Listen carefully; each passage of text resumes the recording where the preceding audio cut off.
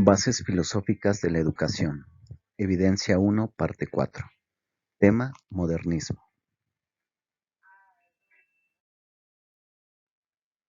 El modernismo fue una etapa histórica del siglo XV. Tuvo como figuras reconocidas a Miguel Ángel Buonarroti y Leonardo da Vinci. Miguel Ángel Buonarroti,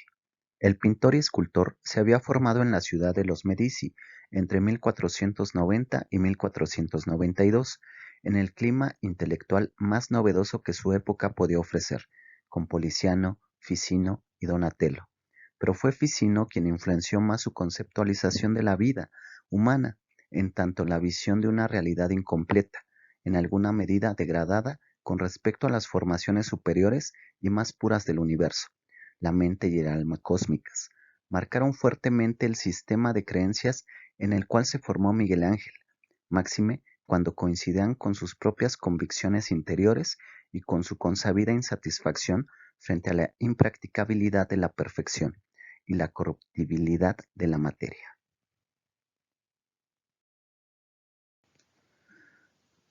La vida humana para Miguel Ángel también adopta una visión humana neoplatónica de Finicio, quien ve el universo como una obra de arte y el prototipo de todas las demás, organizando la vinculación entre el hombre y Dios en términos equivalentes a los que caracterizan la relación entre la obra creada y su autor. Lo que Finicio denomina el alma individual se encuentra en simetría y correspondencia con la divina, de manera que la actividad artística del hombre se representa subsidiaria del arte divino, que encuentra expresión absoluta en la belleza del universo. Miguel Ángel está convencido de esta idea no solo en su producción escultórica y pictórica, sino también en la literaria. El conocimiento para Miguel Ángel se trató de una construcción ideológica de grupo, de sesgo marcadamente aristocratizante, que en términos sociológicos puede ser interpretada como el diseño de un código cultural de distinción, válido para sectores dominantes de la sociedad. Allí, entre otras concepciones, se propuso una síntesis entre la filosofía pagana de cuño idealista de Platón y la teología cristiana, junto con una visión cósmica que se representaba superadora del escolasticismo medieval. Esta posición ideológica terminó constituyendo uno de los pilares del emergente proyecto humanista, que se vería así asociado con el surgimiento de una nueva clase social hegemónica, es decir, la burguesía capitalista de las familias adineradas, que buscaron con él diferenciarse culturalmente de las instituciones residuales del pasado, como la corona o la iglesia. La verdad, el modelo humanista de hombre, gracias a las representaciones sociales y culturales del dinero como principal factor de poder, el hombre libre y próspero, el hombre blanco europeo, revestido de una rotunda e infinita potencia en su accionar sobre la naturaleza, contrasta con el hombre con minúscula potencia que tan frecuentemente queda al descubierto en la poesía de Miguel Ángel. El mentado libre albedrío, que en el pensamiento humanista es la base de la dignidad humana, se vuelve un estamento inaccesible.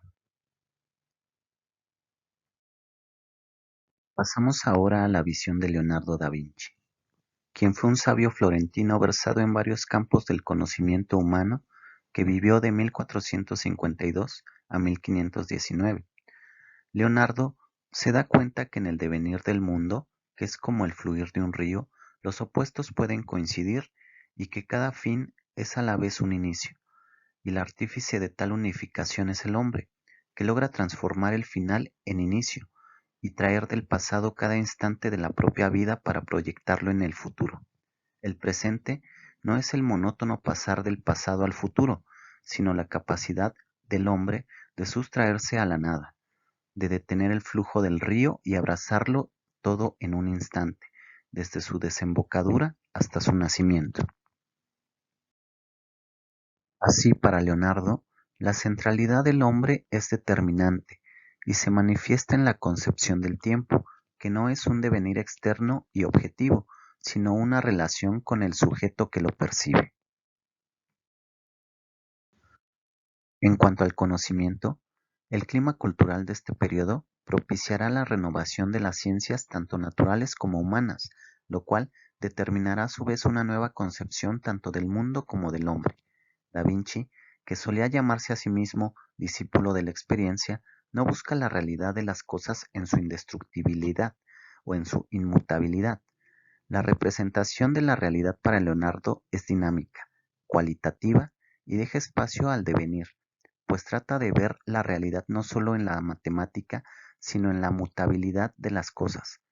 y las cosas que mutan no pueden definirse como una realidad única y absoluta, no pueden considerarse como perfectamente reales.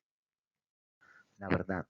durante todo el curso de la época prevalecerá una visión clásica platónica, pitagórica y matemática, mecanicista y determinista de la realidad según la cual las imágenes y los fenómenos de la naturaleza son reales y por lo tanto verdaderos, si se construyen sobre una base numérica de perfectas analogías y proporciones geométrico-matemáticas. Una cosa es real siempre que se pueda construir en torno al número, pues solo el número permite que la cosa sea inmutable y por ende real y verdadera. Características de la educación en la época. La Escuela de Atenas de Rafael Sanzio representa el orden de la cultura humanística que comprendía en esa época la teología, la filosofía, la poesía y el derecho. Platón, representado con el rostro de Leonardo da Vinci, lleva en una mano el Timeo, el diálogo platónico que influenciará mayormente la filosofía y las ciencias posteriores, y con el índice de la otra mano dirigido hacia el cielo, indica el bien, la idea de las ideas,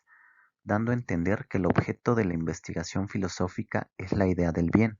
que se logra precisamente en el pensamiento, más allá de las cosas, metafóricamente en la esfera celeste, según un proceso que va de la percepción de las cosas sensibles, a través de los sentidos, a un pensamiento alrededor de lo que las cosas son en verdad, más allá de la apariencia, a través del intelecto. Aristóteles deja su brazo derecho suspendido en el aire, indicando el proceso completamente opuesto y complementario al de Platón, o sea, el retorno del mundo inteligible, del pensamiento, en el cual se encuentra la idea del bien, al mundo sensible, la realidad aparente, en modo de transformar la realidad y hacerla devenir el ideal posible más cercano a la idea. El mismo Platón indica estos dos procesos, tanto ascensional, místico, que de la forma va al contenido, como el proceso descensional político, que del contenido va a las formas para transformarlas, como presupuesto fundamental del pensamiento. Leonardo da Vinci lanza una fuerte crítica a los asistentes de la escuela del maestro Ficino, quienes a su consideración se hinchan de orgullo porque saben repetir como loros los aforismos de Platón y Aristóteles. Lo único que saben hacer es repetir y recitar trabajos de otros. Contenidos educativos. En este periodo existe una transición entre la Edad Media y los inicios de la Edad Moderna, durante la cual se reivindicarán los antiguos modelos de la cultura grecolatina. Así, el humanismo renacentista no ve polaridades mutuamente excluyentes entre la ciencia y las artes. Además, la formación básica consistía en el estudio de latín y en matemáticas. Actividades educativas. Se afirmará la dignidad intelectual del artista moderno, quien además de conocer las técnicas y los principios de los diferentes lenguajes del arte, como la pintura y la escultura,